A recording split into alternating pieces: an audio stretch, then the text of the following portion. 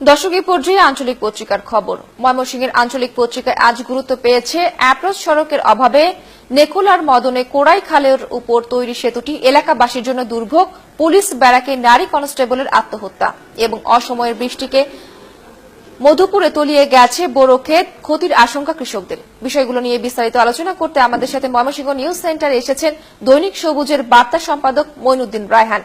মইনুদ্দিন রায়হান, আপনাকে দেশযোগে স্বাগত জানাচ্ছি। যে উল্লেখযোগ্য খবরগুলো আমরা পড়ছিলাম যে নারী কনস্টেবলের আত্মহত্যার খবরটিও আছে এর মধ্যে, যে আত্মহত্যার কারণ হিসেবে পুলিশ কি বলছে?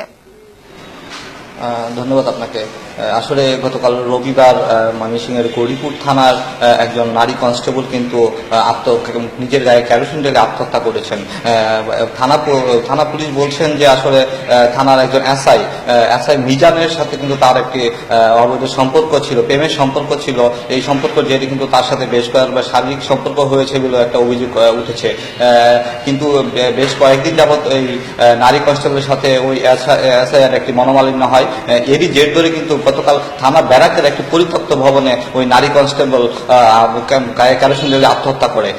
তো প্রথমে তাকে ময়মনসিংহ মেডিকেল কলেজে চিকিৎসা দেওয়া হয়, তাকে উন্নত চিকিৎসার জন্য ঢাকা নেওয়ার পথে ভালুকা স্বাস্থ্য কমপ্লেক্সে তার মৃত্যু হয়। তো এই বিষয়ে পুলিশ প্রশাসনের ঊর্ধ্বতন কর্তৃপক্ষ ময়মনসিংহের পুলিশ সুপার বলছেন যে তাকে যেই আপনার অভিযুক্ত যে এসআই রয়েছে তাকে নজরদারিতে রাখা হয়েছে, তার বিরুদ্ধে যদি সঠিক প্রমাণ পাওয়া যায় তার বিরুদ্ধে যথাযথ আইনগত ব্যবস্থা নেওয়া হবে। এই বিষয়টি উচ্চপদস্থ পুলিশ কর্মকর্তা সাংবাদিকদের নিশ্চিত করেছেন।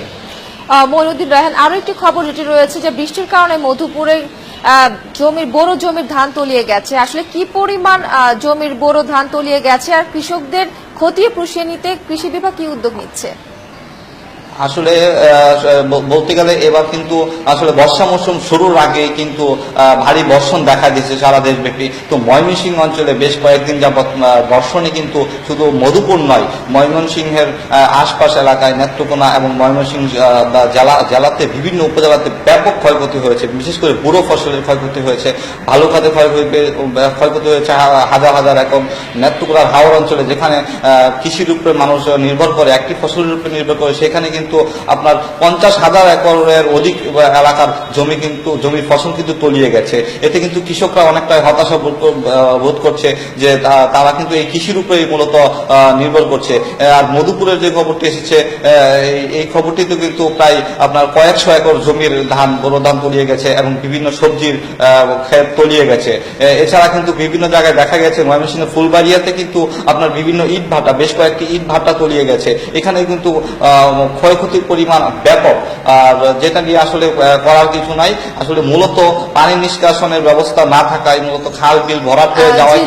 মইনুদ্দিন রায়হান, আরো একটি বিষয় একটু জানতে চাইবো যে কোড়াই খালের উপর তৈরি সেতুটি ব্যবহারযোগ্য নয়, এটি নিয়েও আমরা দেখছিলাম খবরে।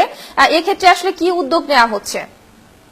আসলে নেত্রকোনার মদন উপজেলার একটি খালের উপর কিন্তু একটি সেতু নির্মাণ করা হয়েছে 2012-13 অর্থ বছরে। কিন্তু সেতু নির্মাণ করে ঠিকাদার কিন্তু ইতিমধ্যে বিল নিয়ে গেছে, কিন্তু অ্যাপ্রোচ সড়ক, সংযোগ সড়ক যেটা করা হয় না, যার কারণে কিন্তু এই আশেপাশে এলাকা 10 গ্রামের প্রায় কয়েক লক্ষ মানুষ কিন্তু একটা ভোগান্তির শিকার হচ্ছে। তারা না যেতে পারছে, পায়ে হেঁটে যাতায়াত করতে পারছে, এই সড়ক দিয়ে এই ব্রিজ ব্যবহার করতে পারছে, কিন্তু শুকনা সিজনে কিন্তু আপনার আপনাকে অনেক ধন্যবাদ আমাদেরকে সময় দেওয়ার জন্য। দর্শক, ময়মনসিংহের আঞ্চলিক পত্রিকার খবর নিয়ে কথা বলতে আমাদের সাথে যুক্ত হয়েছিলেন দৈনিক সবুজের বার্তা সম্পাদক মইনুদ্দিন রায়হান।